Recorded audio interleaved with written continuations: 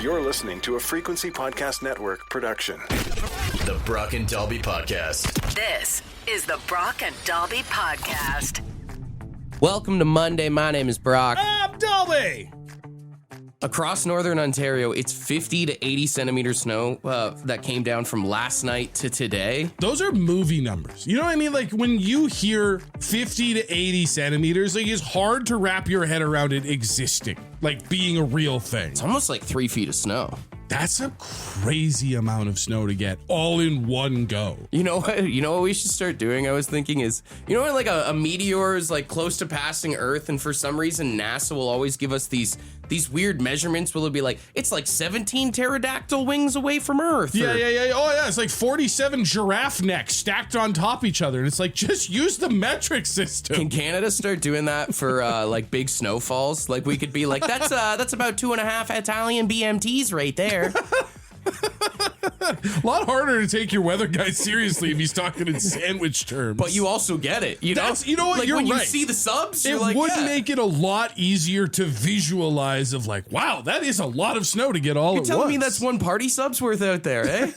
You know what to say, eh? How many doubles would you say that is? I actually did some math on what the around 3 feet of snow would be converted to other things. That's about 3/4 of a hockey stick. Wow. Okay. No, I like that. Right? That's good. You cut the knob off a little bit. Maybe you bought a senior for a junior, and you cut it down a little. You had to do a little stick shaving. Timbits are about apparently 2.5 centimeters tall. So if you stacked them, that's about 32 Timbits right there. A 32 pack of Timbits end on end. Oh, better batten down the hatches. Roughly a 50 pack minus the ones you ate in the parking lot. That's what you got out there. In beer terms, standard beer can, say it's about 12 centimeters tall. So that's about a 6-pack out there. It's about a 6-pack. We got a 6er going out there. Be careful. You're driving home through a 6-pack after work today. Even like hockey pucks, they're 2.5 centimeters thick. That's 32 hockey pucks. Damn. Yeah, it's weird to think that a hockey puck and a Timbit are roughly the same size. Dude, that's 10 smokes. You got half a pack of darts out there. Half a pack of John Players just sitting on the ground there, bud. Sounds like a good day at work. The Brock and Dalby Podcast. You know, there is someone to blame for all this snow that came in over the weekend. Big oil? No. Friend of the show, Tony, texted in and he said, guys, this is my bad. Oh, no. I booked my summer tires appointment last week. Oh, see, I don't know. I don't think that booking the appointment is necessarily... I booked mine too. I'm sorry. So it's your fault too. No, you just don't want to take the blame. Mine's not booked until like mid-April. Piece of garbage. It's not booked until mid-April. I knew it wasn't time yet. I just got ahead of the game. I feel like we talk about this every single year. You cannot get your snow tires. You can't even think about it. You can't even think about it until the NHL playoffs start. Okay? Listen, my snow shovel is still out and easily grabbable. I haven't packed it in. My snow blower is at the front of the shed. The lawnmower's in the back. All I did was accept a phone call from the dealership. Quit looking at me like that. Shame on you. Shame on you. Know what? I think anybody who booked an appointment, or even I bet you there's people last week that jumped the gun because there was some beautiful weather here across the province that were like, you know what? Oh, geez, I should get my summers on here. You get the bell. Yeah. Blame them. Blame the people that actually did it, not those of us with the foresight to know that it has to happen eventually. I've been a long believer that once the NHL playoffs start, or you know what it is? It's also when the Masters start. Once golf is actually in session, yeah. that's when you can be safe to get your summer tires on. See, and this makes a lot of sense that you would tie these things together. As a Leafs fan, you might as well work towards golf because playoffs are not an option. There's some parallels there. We don't need to get into that, but you're kind of on the nose with that. I think you could also do things of like, as soon as the snowbanks at the rink are only small because of the Zamboni. Oh, yeah. That's when you can do it, you know? I think once you can see, and this is only for dog owners or neighbors of dog owners, if you see 4 pieces of dog crap in your backyard, I think you're safe to make that call. It's like the groundhog seeing its shadow kind of thing. Yeah, if the dog sees its own mound, it might be time. You know, honestly, if the number of potholes outnumber the number of snowbanks in the city. Well, I don't know, man. I think that's just living here. I think that's all year round. You know what it is? when mini eggs go on sale. Oh, that's a good marker. You know? Yeah. You book your tire change and you celebrate with a bag of on sale mini eggs. Once Christ has risen, it may be safe. Don't take our word for that, though. That's also when they'll fix the potholes. The Brock and Dalby Podcast. The Brock and Dalby Podcast. You know what I did this weekend? I got a chance to watch the Scrubs reboot. Oh, okay. We talk on the show a lot about like reboots, remakes, stuff like that. Good? It's actually really good. It holds up very well. If you like the original Scrubs, it really does capture the spirit of what the original show was. I've never seen Scrubs before, but I did see a rumor that Zach Braff guy is dating like an AI robot or chatbot or something. I'm not going to lie. I had been avoiding the reboot because you know me, I'm scared of reboots ruining things I liked. But I kept seeing Zach Braff's name in the news. So for those who don't know, there was some podcast with Jenny Slate on it, and they were just talking about how apparently there is a big celebrity who is openly dating an AI chatbot in Hollywood. Everybody knows about it. And then the comment section on the podcast was like, oh, it's Zach Braff. Yeah. And he had to release a statement that was like, guys, I'm definitely not dating an AI chatbot. He released a statement? I mean, that just makes me think that he is now. Isn't that the bummer, though? Like, the whole internet is like, Zach Braff is dating an AI chatbot, and now he has two options, and they both suck. Because one is let them keep saying that you're doing it and say nothing, or deny it, and then everybody's like, oh, he's definitely doing it. Here's the thing I don't understand, because I've seen this on the internet before of these people dating AI and all this stuff. Like, how does that work specifically with a chatbot? Like, are you dating ChatGPT? Is that all it is? Is like you're just writing prompts in for your love life? Or Yeah, well, obviously, like, we're not at a point yet with technology where you can have a physical relationship, but with the way these AIs, I mean, you could, but you're gonna have some serious repairs for your laptop. You're right. If you have a reasonably sized USB port, anything's possible. Sure. You can have, I guess, what they would consider an emotional relationship. Like the way you talk to these AI bots, they'll talk back to you in sort of whatever style you prefer. Now, is it like a one-way street thing, like a dolphin trainer, though? Because I feel like you're only getting what you want out of it. Like, I mean, isn't that kind of what is the perfect relationship for some people? Is like you have a partner that only says nice things about you, that only is helpful to you, that tells you about how great you are and how funny you are and how smart you are. Yeah, if you're like an evil king or prince or something, what world do you live in where that's a thing? There's a lot of lonely people out there, brother, that just want somebody to tell them that they're worthy. And now with ChatGPT and Gemini and Claude and all these other AI chatbots, they'll do exactly that. And listen, I'm not saying I'm doing it. I'm saying I see when these people get outed on like TV and reality shows and stuff. I get it. I get a little bit of me gets it and feels bad for them. I don't know. I think you got to touch grass if that's your ideal relationship, man. 100%. I mean, sure. What person in a relationship doesn't want to be nagged or like come in and be like, you didn't do the dishes yesterday. The laundry was left in the wash. Yeah, ChatGPT will never tell you about what a disappointment you are around the house or in the bedroom. It'll just tell you about how you're so funny and smart and better than everybody else. But also, if like AI is going the way that they say it's going and it adapts and it changes and yada, yada, yada, all this stuff, I feel like there's going to come a point where all of a sudden AI is going to resent you just like your wife used to. This is the Brock and Dalby Podcast. No, we're talking about dating AI chatbots and stuff. What do you think? I think that AI is going to soon have, are we dating the same guy? They're going to communicate between each other about their boyfriends. Yeah.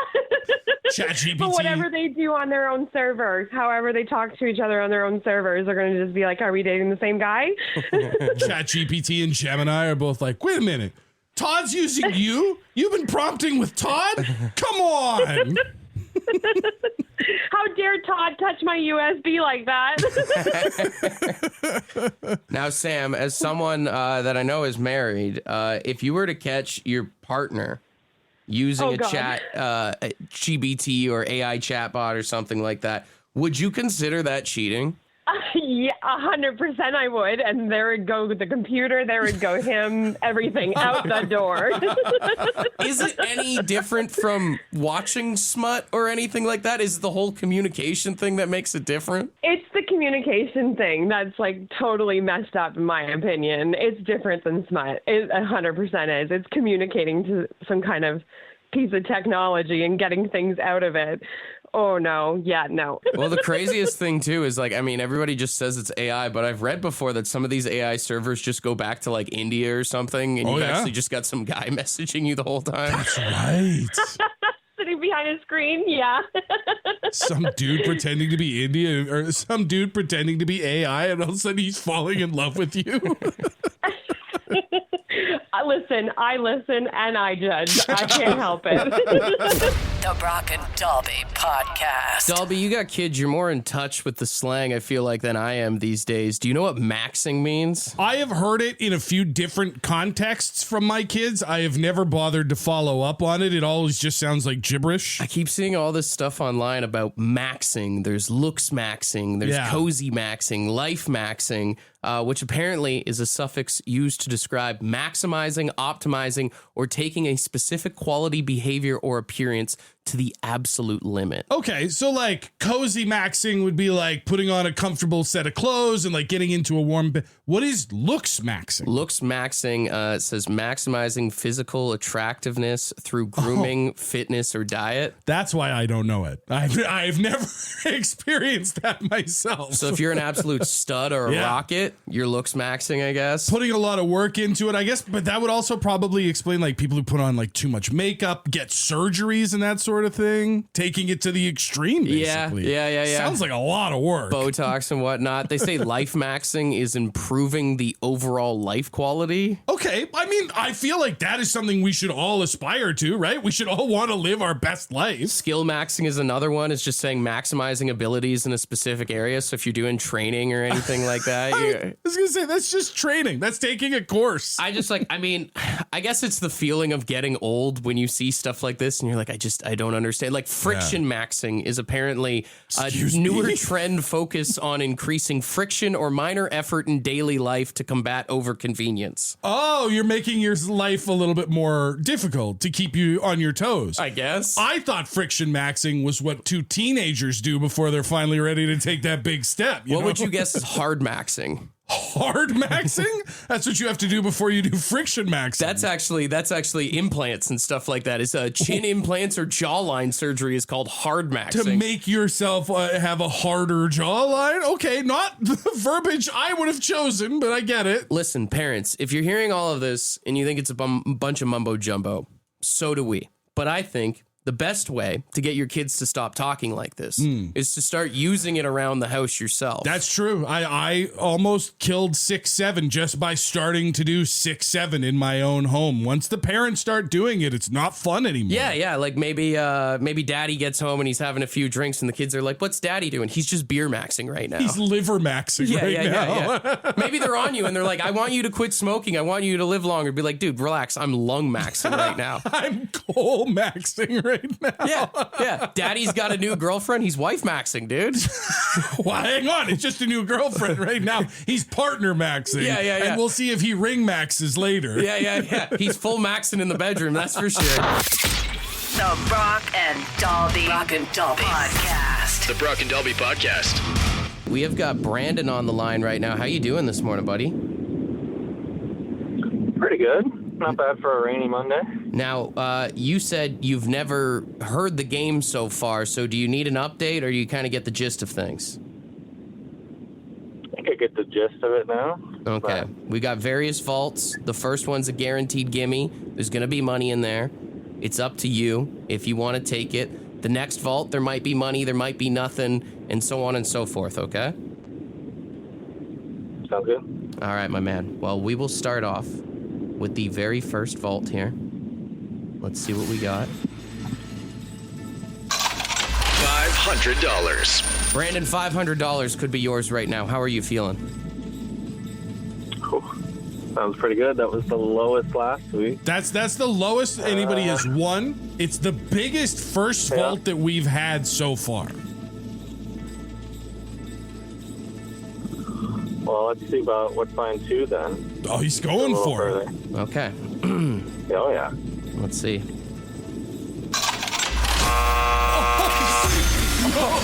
No. Vault 2.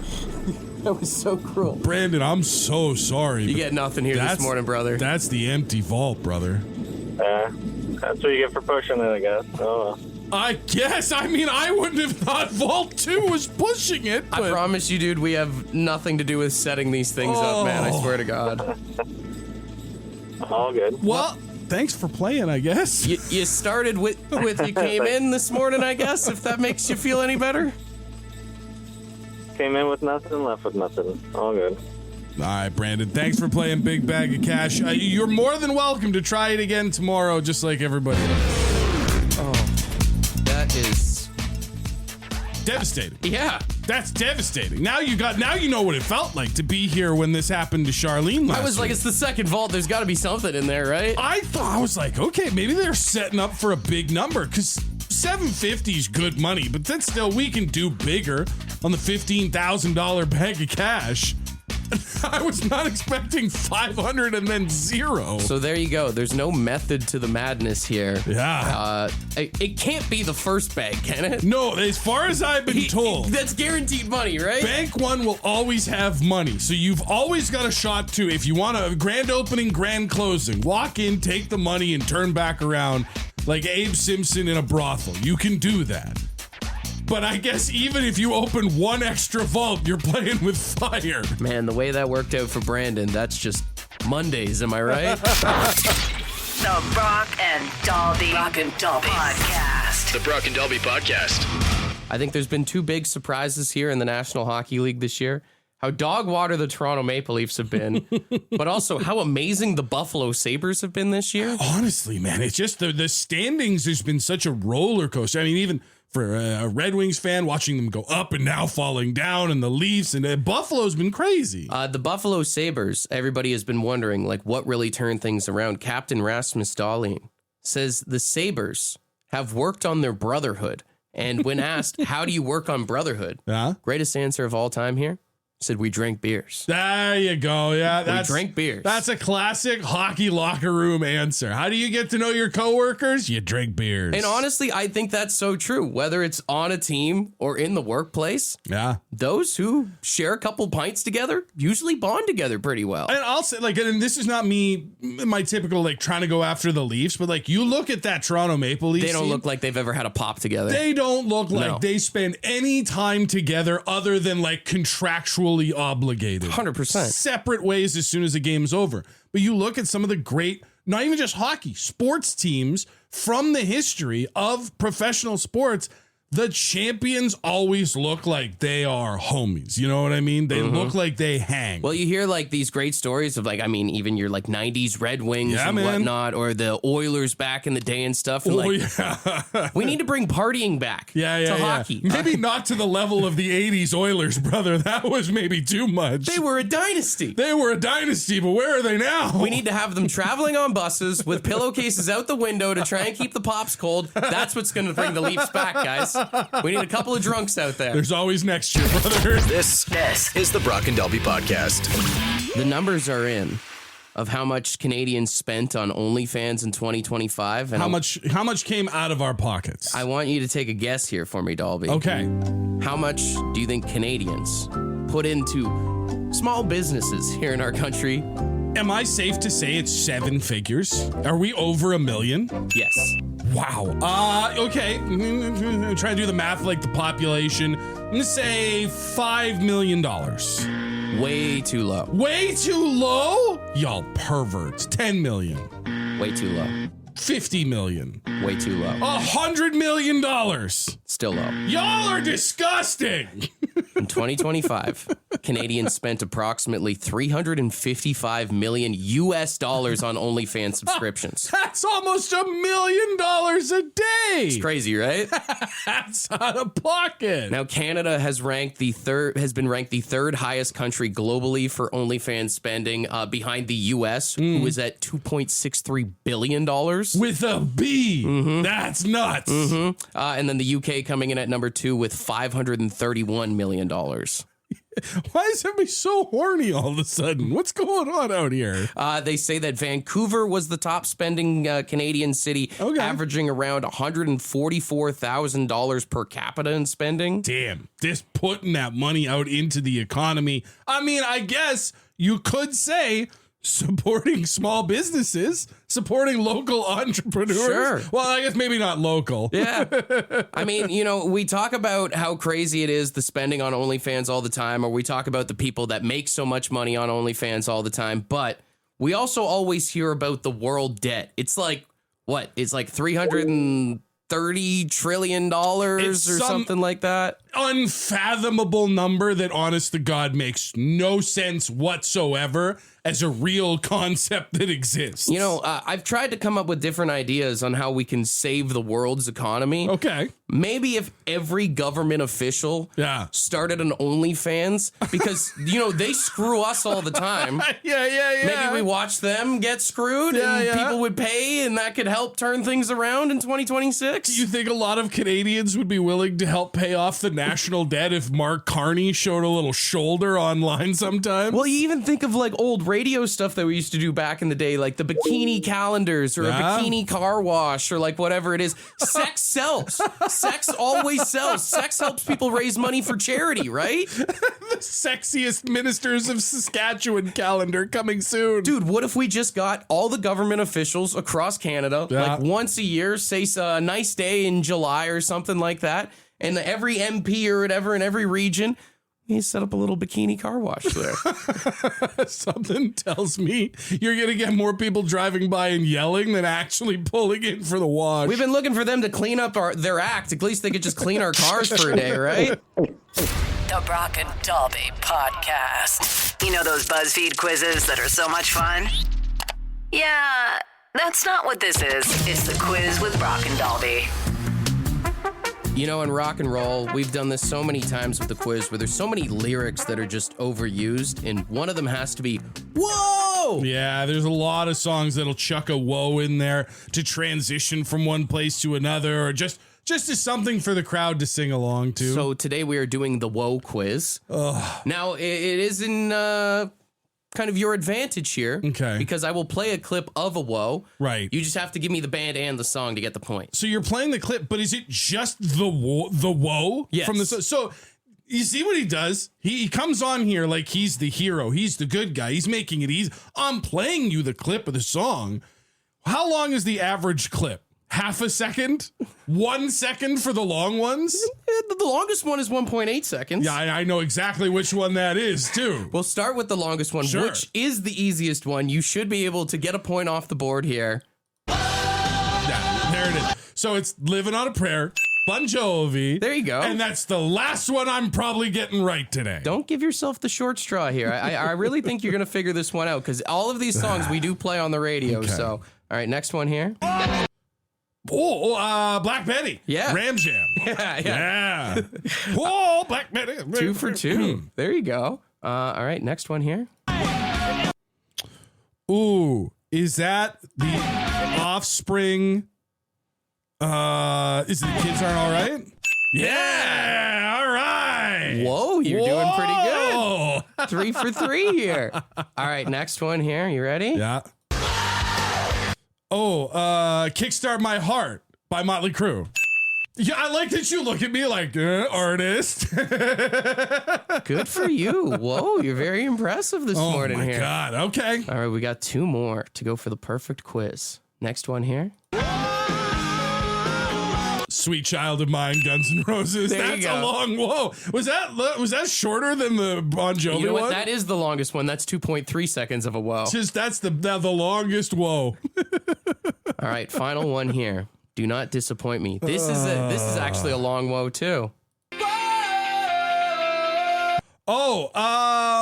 It's One more time. I'll give it to you one more time. Yeah. Think starting up NHL 2004 back in the day. The first song that would always Jimmy play. World. Is it The Sweetness? Yeah, baby! Oh, baby. Whoa! That's what's going on inside Dalby's brain right now. As a consumer who buys video games on a regular basis, I never thought I would say these words, but thank you, EA. A big round of applause for the kid here this morning. 100%. Brother, that's back-to-back jacks. I got 6-0 last week, too. I'll say this. Whew. Whoa. This is the Brock and Dalby Podcast.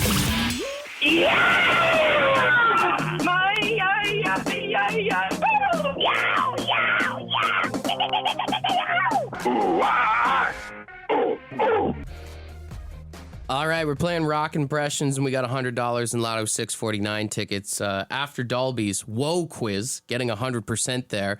A lot of people were getting very nostalgic over this Whoa. So we asked you guys to give us your best Jimmy Eat World sweetness Whoa this morning. Right. You just have to send it in. There's a voicemail, 762-555. With this and any of the other louder rock impressions, remember, you wouldn't put a microphone all the way inside of your mouth, so don't do that with your telephone. Hold it a little ways away. If you're not one of our wowers, you are a judge, so 762-555, judge accordingly. We'll start with this one here. Hi, this is Tina with Whoa. Very nice. Very good start. Good start. Here's another one. Hey guys, happy Monday. Here we go. Whoa! And that's what all of us sound like at a concert when we sing. You know? Yeah. Nice job, Ed. All right, next one here. I believe this is Jordan. Whoa! Ooh. Let me hear the Jimmy Eat World one after that.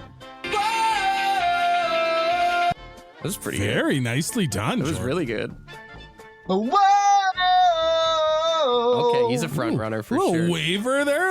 That's very good. Okay, we'll go to another one here. Hey boys, we got what is it called when there's three people singing? Trio. I knew that. Okay, ready? Oh, I'm excited. On three. Do we go on three? Here we go. Yep, let's do it. Ready? On three. Okay, ready? 1, 2, 3. No! No! Oh, I wanted to hear that so bad. There was so much setup, and then it was too loud and it overpowered the mic. Oh. That's why I said arm's length. Hold it at arm's length. You'll never blow out the mic. We'll still hear you, I promise. It does bring me joy that three guys got to sing in harmony this morning. Yeah. That's a great way to start a morning, you know? Okay, we'll do one more. I didn't know you could make Jimmy Eat World hot. That's. It sounds like being sung to sleep by a wood nymph. It also kind of sounds like if you're in a horror movie, you know, like when you hear like a la. Yeah. Someone's The ghost of Jimmy Eat World. about to get stabbed for sure. I think there's one clear winner. I mean, it would have been the trio. Well, we don't know. I would have gave it to the trio, but it's got to be Jordan. Whoa! Nailed it. That's the clear-cut answer. Note perfect, no notes. Well done. That is pure sweetness. That's what that is right there. All right, my man, you get the ding and the round of applause. Hell yeah. $100 in Lotto 649 tickets is coming your way, all right? Very nicely done, Jordan. And if you do win that jackpot and you're singing, don't forget about the lads over here if you got some nickels and dimes for us. That's right. all Well, I've appreciated the people who, after they win, have been texting in. Don't worry, nickels and dimes coming your way. Thank you. To all of you, I say. This is the Brock and Dalby Podcast. Once again, just another reminder, if for some reason you're trying to get out on the roads today, maybe just stay home, dude. Pretty much every highway in Northern Ontario is closed right now. It's just tough because, like, you would think that March break you could avoid the snow days and the kids being stuck at home.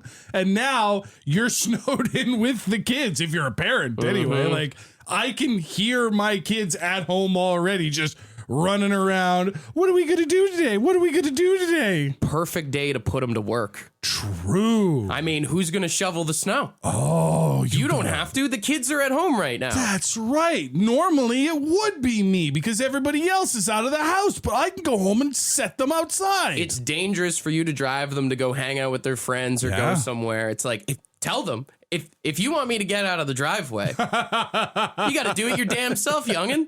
It's time for Marcus. He's 9 years old. If there's ever been a better time for him to learn how to use the snowblower, I don't know what it is. Exactly.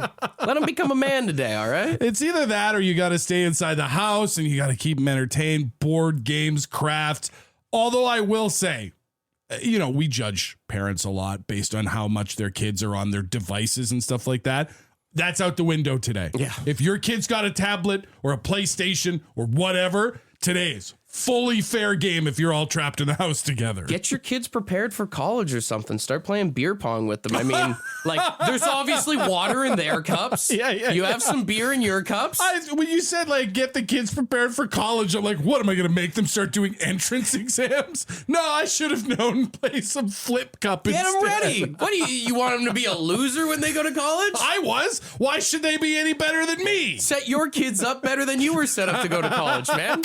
Want to be part of the podcast? Leave a message on the Bad Line. The Bad Line is the answering machine for the Brock and Dalby Show. To get the number, text the word BAD to 762-555. Thanks for listening to the Brock and Dalby podcast.